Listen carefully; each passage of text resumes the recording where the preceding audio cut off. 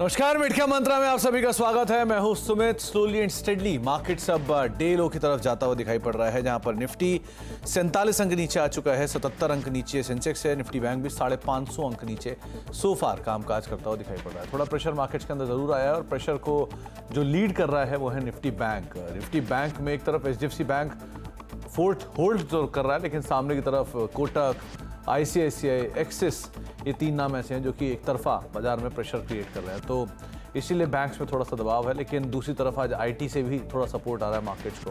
सो इस सपोर्ट की वजह से भी मार्केट उतनी तरह तेज़ गिरावट नहीं दिखा रहा जितनी दिखानी चाहिए, इसलिए IT का सपोर्ट थोड़ा कम हुआ, इसलिए बाजार भी डे लो के आसपास जाता हुआ दिखाई पड़ रहा है।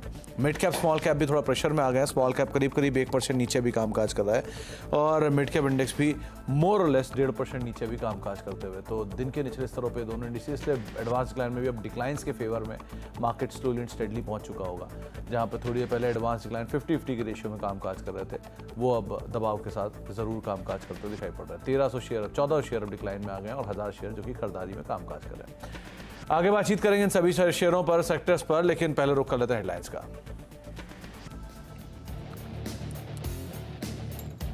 रिकॉर्ड ऊंचाई छूने के बाद बाजार में मुनाफा वसूली, IT दे रहा है सारा, लेकिन मिड कैप की सबसे जोरदार पिटाई। कोटक और ICICI बैंक की कमजोरी से बैंक निफ्टी करीब 500 अंक नीचे, कोटक 4% नीचे।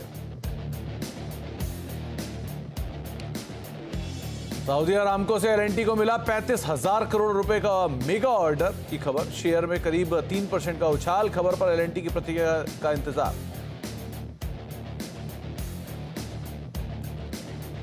IT सेक्टर को लेकर ब्रोकरेज की राय बटी। नोमुरा ने कहा US में ब्याज दरें घटने से डिमांड में रिकवरी संभव। नोवामा बोला आगे डाउनग्रेड की गुंजाइश कम, हालांकि जेफरीज और मोतीलाल ओसवाल अब भी आगे को लेकर सतर्क, कहा रिकवरी अभी दूर। रियल्टी शेयरों में जोरदार एक्शन, रियल्टी इंडेक्स आज का टॉप गेनर। शोभा और गोदरेज प्रॉपर्टी में 5% से ज्यादा का उछाल। डिस्काउंट ब्रोकिंग पर सेबी के सख्त एक्शन के बाद ब्रोकरेज कंपनी में गिरावट। एंजल वन 8% गिरा, मोतीलाल ओसवाल 5 पैसा भी 2 से 4% तक कमजोर। स्टॉक एक्सचेंज को टर्नओवर के आधार पर डिस्काउंट ना देने का सेबी ने दिया आदेश। और लिकर बनाने वाली कंपनी एलीट ब्लेंडर्स का नाम का शेयर 14% हुआ, प्रीमियम पर हुआ लिस्ट। 281 के इशू प्राइस के मुकाबले 320 पर हुई लिस्टिंग।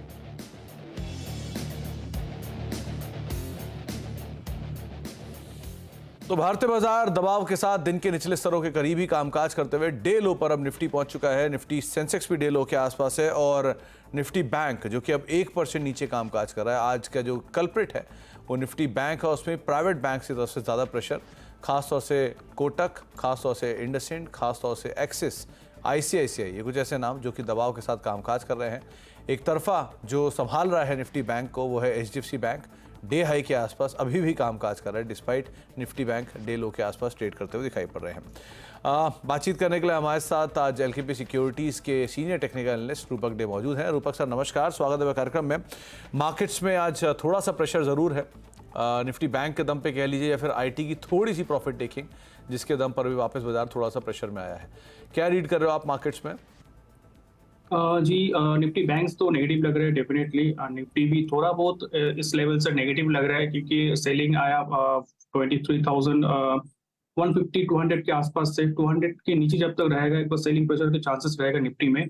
और IT की सपोर्ट था, अभी IT की सपोर्ट अगर हट जाएगा तो निफ्टी में सेलिंग प्रेशर और ज़्यादा मजबूत होगा। और निफ्टी अगर 24,000 के नीचे आता है तो 23,850, 23,700 तक नीचे आ सकता है।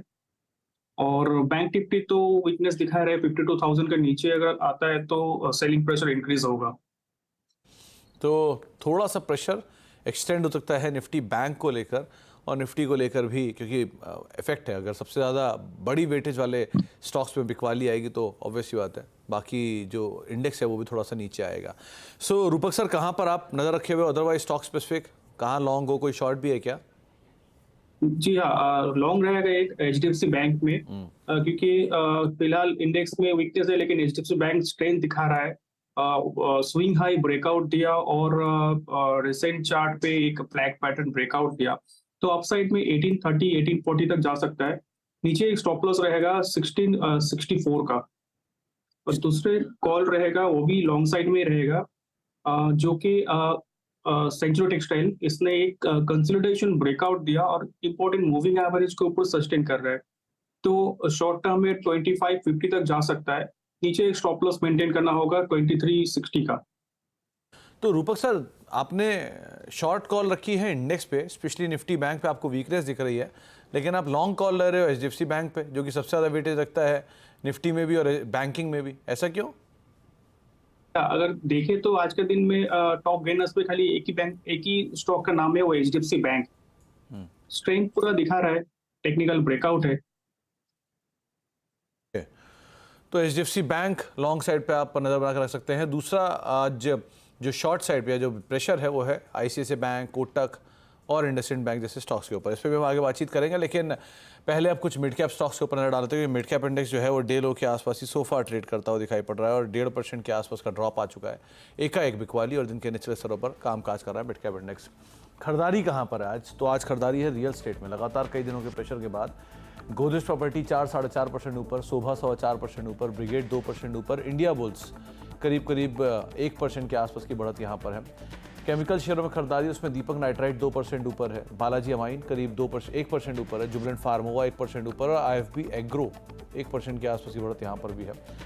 आईटी शेयरों में खरीदारी है, उसमें रैमको सिस्टम करीब 5% ऊपर, एमआरओटेक 5% ऊपर, नज़ारा टेक 2.5% ऊपर, लेकिन बाकी भी आईटी शेयरों में अच्छी खरीदारी आज के सत्र में देखने को मिल रही है। मिड कैप के चढ़ने वाले शेयरों में West Coast Paper 6%, Century Textile 4%, Wockhardt कल की 20% तेजी हुआ 3% ऊपर और जीएसके फार्मा 2% के आसपास की खरीदारी यहाँ पर भी आज के सत्र में दिखाई पड़ रही है। बिकवाली है ऑल कार्गो गति में 10% नीचे, जियोजेट फाइनेंशियल 8% नीचे, कैनफिन होम 4.5% बिकवाली यहाँ पर है और पतंजलि कल की तेज़ी के बाद जैसी खबर आई 4% नीचे, ये भी कामकाज करता हुआ दिखाई पड़ रहा है। यहाँ पर भी एक अच्छा खासा प्रेशर आज के सत्र में देखने को मिल रहा है, लेकिन रियल स्टेट में एक अच्छी बाइंग है। सो रूपक सर, रियल स्टेट स्पेस से कोई नाम, क्योंकि आज गोदरेज अच्छी तेज़ी में है, यहाँ से कुछ आप पिक कर पा रहे हो क्या? जी हाँ, गोदरेज प्रॉपर्टीज अच्छा लग रहा है मुझे इस लेवल से भी। ये कल का दिन में जो सेलिंग प्रेशर था, आज पूरा सेलिंग प्रेशर एब्जॉर्ब कर लिया और डे हाई पे हाई की तरफ ट्रेड कर रहा है। तो मेरे ख्याल से शॉर्ट टर्म में 3440 3450 तक जा सकता है। 3250 का स्टॉप लॉस रहेगा। तो 3250 का एक स्टॉप लॉस लेकर आप गोदरेज प्रॉपर्टीज को अदरवाइज नजर बना के रख सकते हैं। लेकिन आज एक और अहम खबर और एक्सक्लूसिव खबर आपको ब्रेक करी थी यतिन ने, जहां पर एलएनटी को सऊदी अरामको से 35,000 करोड़ रुपए के कई ऑर्डर मिले हैं। इस पर और बातचीत कर लेते हैं, यतिन हमारे साथ मौजूद भी है स्टूडियो में। तो यतिन, एलएनटी को 35,000 करोड़ रुपए के ऑर्डर्स मिले हैं, जो कि एक बड़ा चंक कह सकते हैं। किस तरह की डिटेल है आपके पास? देखिए, जो न्यूज़ एजेंसीज़ हैं उनके माध्यम से ये खबर मिल रही है कि जो सऊदी अरामको ने कुछ दिनों पहले अपने एक बड़े गैस प्रोजेक्ट के लिए, जिसका नाम जफूरा है, इस जफूरा प्रोजेक्ट के लिए कॉन्ट्रैक्ट अवार्ड किए हैं। ऑब्वियसली बहुत सारी कंपनी को कॉन्ट्रैक्ट मिले हैं, लेकिन एलएनटी को, उनके हाइड्रोकार्बन डिवीजन को बहुत बड़े ऑर्डर मिले हुए हैं। ऑब्वियसली एलएनटी ने इस ऑर्डर पे कोई अपना औपचारिक कमेंट नहीं दिया है, लेकिन अगर हम न्यूज़ रिपोर्ट्स की माने जो मीड से आ रही हैं, उनके हिसाब से $4 बिलियन तक के ऑर्डर्स एलएनटी को मिले हैं, जिसकी कुल वैल्यू 35,000 करोड़ से ज़्यादा हो सकती है। ये जो हाइड्रोकार्बन पैकेज मिला है इनको, फेज़ 1 और फेज़ 3 जफूरा सेकेंड एक्सपेंशन के लिए इनको आता हुआ नज़र पड़ा है। जो पैकेज है 1 और पैकेज है 3, इसके अंडर एलएनटी हाइड्रोकार्बन्स को ये ऑर्डर मिलता हुआ नज़र पड़ रहा है। और एलएनटी को इसके अलावा एमजीएस गैस कंप्रेशन सिस्टम के अपग्रेडेशन का भी कॉन्ट्रैक्ट मिलता हुआ नज़र पड़ा है। ऑब्वियसली अगर हम कुल मिला के ऑर्डर देख लें तो सऊदी अरामको की तरफ से बहुत बड़े ऑर्डर्स भारतीय कंपनी को मिले हैं और कहीं ना कहीं एलएनटी हाइड्रोकार्बन डिवीजन को बहुत टाइम से उम्मीद थी कि ये ऑर्डर इनको मिले और फाइनली ऑर्डर औपचारिक तरीके से एलएनटी को दिया गया है। एलएनटी की तरफ से कोई ऑफिशियल प्रेस रिलीज नहीं है, तो वो अवेटेड है, लेकिन क्लियरली इस न्यूज़ के बाद शेयर में लगभग 2 से 3% की तेजी आप देख रहे हैं। तो एलएनटी की प्रतिक्रिया का भी इंतजार है, कोई ऑफिशियल अनाउंसमेंट नहीं है, लेकिन न्यूज़ बेस्ड ऑर्डर की खबरों के बीच में 2% ऊपर एलएनटी का स्टॉक कामकाज कर रहा है। रूपक, एलएनटी कैसे रीड कर रहा है? इस कैपिटल गुड्स को भी थोड़ा हद तक सपोर्ट है और मार्केट को भी सपोर्ट है, यहाँ क्या आप देख रहे हो? जी, एलएनटी को एक बार 3630 के ऊपर सस्टेन करना पड़ेगा फॉर ए सस्टेन्ड रैली। तो अभी फिलहाल जो 3600 के आसपास है, इसको थोड़ा ऊपर जाना पड़ेगा, तब जाके स्ट्रॉन्ग सस्टेन बाइंग आएगा स्टॉक में। तो सस्टेन बाइंग के लिए 3630 के ऊपर अगर ये रहता है तो आप थोड़ी सी खरीदारी यहाँ पे कर सकते हैं और करीब करीब 3600 के आसपास L&T अभी कामकाज करता हुआ दिखाई पड़ रहा है। तो एक अच्छी तेज़ी यहाँ पर ज़रूर देखने को मिल रही है। एक दो स्टॉक में और मदरसन को और देखिए आप, रूपक करीब 200 रुपये के ऊपर ये पहुँच गया, ऑलमोस्ट 200 के आसपास ही है और लगातार इसने तेज़ी दिखाई भी है, नए हाइस पर है। यहाँ क्या करें? जी, इस लेवल पे मुझे लगता है थोड़ा बहुत प्रॉफिट बुकिंग आ सकता है। प्रॉफिट बुकिंग इंटेंसिफाइड हो सकता है बिलो 197। ये लगातार रैली दिया था, strong rally from 140 to around 208। तो अभी 197 के नीचे एक बार सेलिंग प्रेशर आ सकता है, मतलब प्रॉफिट बुकिंग ज़्यादा आ सकता है। तो 200 के नीचे अगर थोड़ा सा 199 के नीचे अगर निकलता है तो थोड़ी शायद प्रॉफिट बुकिंग यहाँ पर तेज़ आ सकती है। केमिकल स्पेस में से एक आरती और एक दीपक नाइट्राइट, दोनों तेज़ी में आज। दीपक नाइट्राइट इनफैक्ट 1.5% के आसपास की बढ़त है और ओआई एडिशन भी काफ़ी ज़्यादा है यहाँ पर आज। यहाँ क्या करना चाहिए? जी, दीपक नाइट्राइट में ऊपरी स्तरों पे थोड़ा बहुत प्रॉफिट बुकिंग आया जरूर, लेकिन आज का अगर जो लो है उस लो के ऊपर, मतलब 26 के ऊपर अगर सस्टेन करता है तो चांसेस है कि कल फिर वापस एक बार बाइंग आएगा। अपसाइड में 2720 के ऊपर सस्टेन किया तो स्ट्रॉन्ग रैली टुवर्ड्स 3000 देखने को मिल सकता है। तो 2664 2665 के जोन्स में अभी दीपक नाइट्राइट कामकाज करो। और आरती यहाँ पर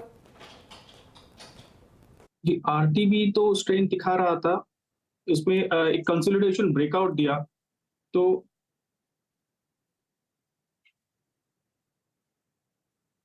अगर 700 के ऊपर सस्टेन करते हैं क्लोजिंग बेसिस पे, इसमें चांसेस है कि 770 तक जा सकता है शॉर्ट टर्म में।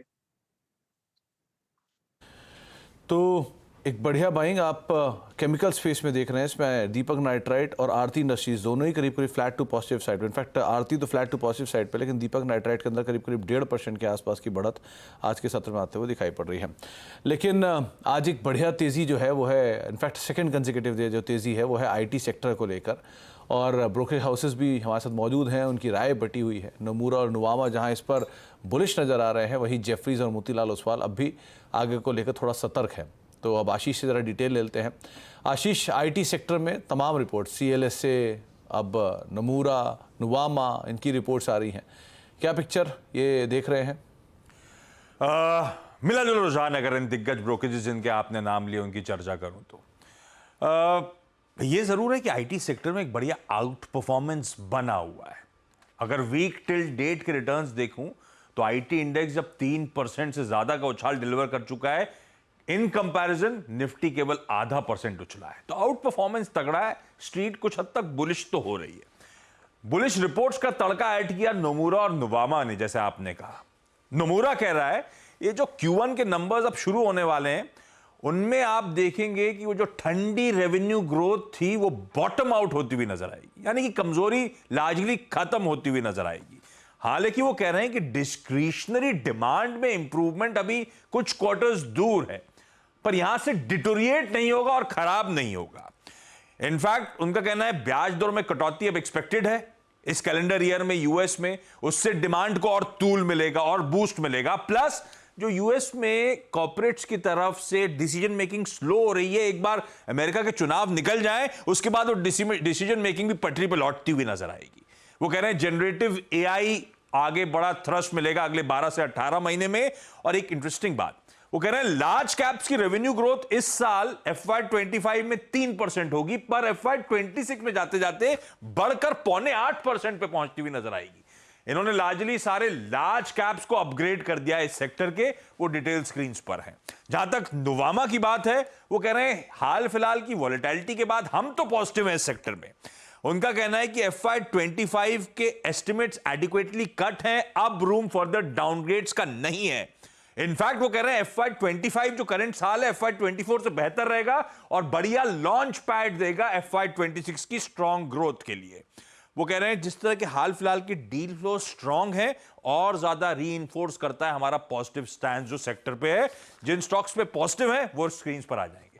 अब दूसरी तरफ की पिक्चर, जो कॉशियस है, जेफरीज, वो कह रहे हैं हमारे हाल फिलहाल के मैनेजमेंट इंटरैक्शंस में और इवन एक्सेंचर के जो अनचेंज्ड डिमांड कमेंट्री थी वो दिखाती है कि अभी भी IT बजट्स में प्रेशर है, यहां से लिमिटेड डिमांड पिकअप एक्सपेक्ट करिए आप। FY25 की गाइडेंस में अनलाइकली है कोई बदलाव होगा और उसके चलते आपको शायद अर्निंग्स पे कट आते हुए नजर आएंगे।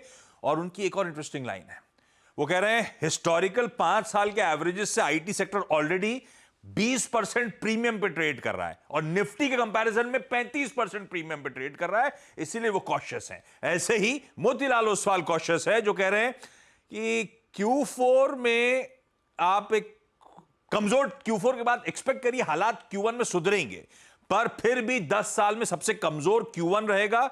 वो डिस्क्रिशनरी स्पेंडिंग में इंप्रूवमेंट के साइंस देखेंगे। कोई भी डिसअपॉइंटमेंट आया Q1 में तो तस्वीर बिगड़ेगी और Q2 भी चैलेंजिंग हो जाएगा इन आईटी कंपनीज के लिए। तो दोनों तरह के पक्ष, लेकिन इन पक्षों के बीच में आईटी सेक्टर आज तेजी में जरूर कामकाज कर रहा है।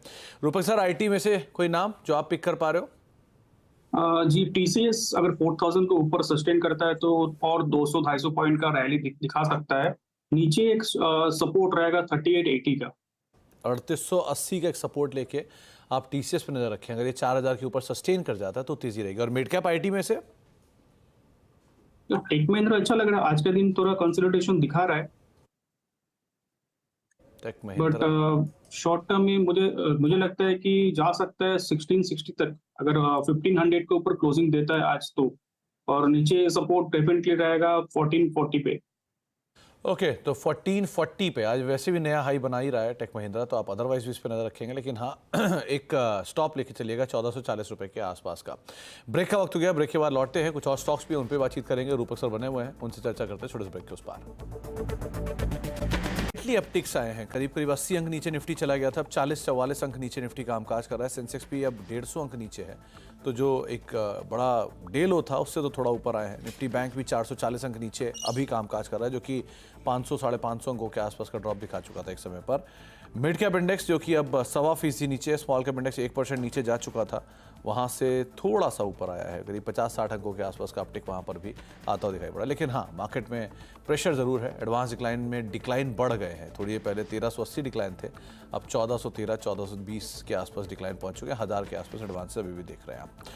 आगे बढ़ेंगे और रूपक सर से और भी स्टॉक्स से बातचीत। रूपक सर, जाने पहले एक जरा L&T इन्फोटेक माइंडट्री और देखिए कि हम आईटी की चर्चा कर ही रहे थे, इसको आप कैसे रीड कर रहे हो? अच्छा शॉर्ट कवरिंग कैंडिडेट दिख रहा है।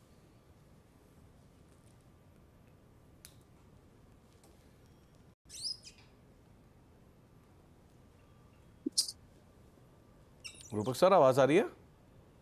जी आ रही। जी, LTIM की बात कर रहा हूं मैं। हाँ,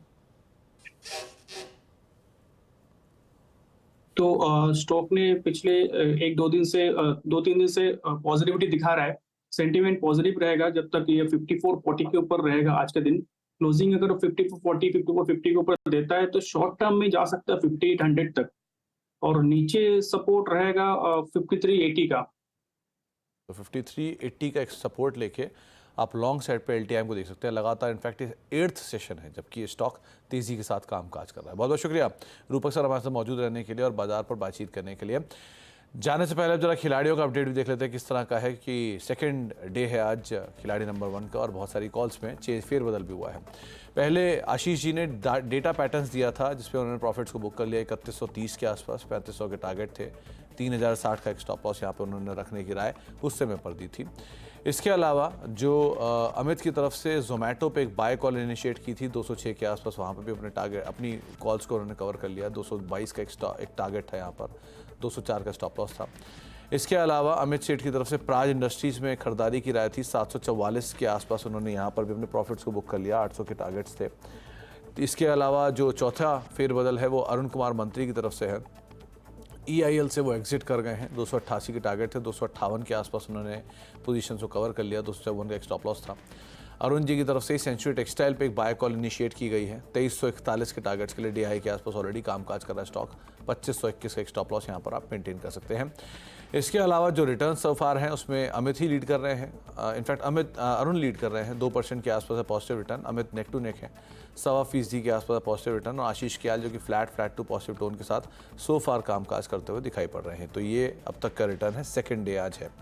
ब्रेक का वक्त हो गया है। ब्रेक के उस पार आज हम बातचीत करने वाले हैं लार्सन एंड टूब्रो की मैनेजमेंट हमारे साथ मौजूद रहेगी कुछ ही देर में, उनसे हम बातचीत करेंगे। छोटा सा ब्रेक, और ब्रेक के उस पार L&T के Subramanian Sharma, president energy L&T के, मौजूद रहेंगे, उनसे चर्चा होगी छोटे से ब्रेक के उस पार।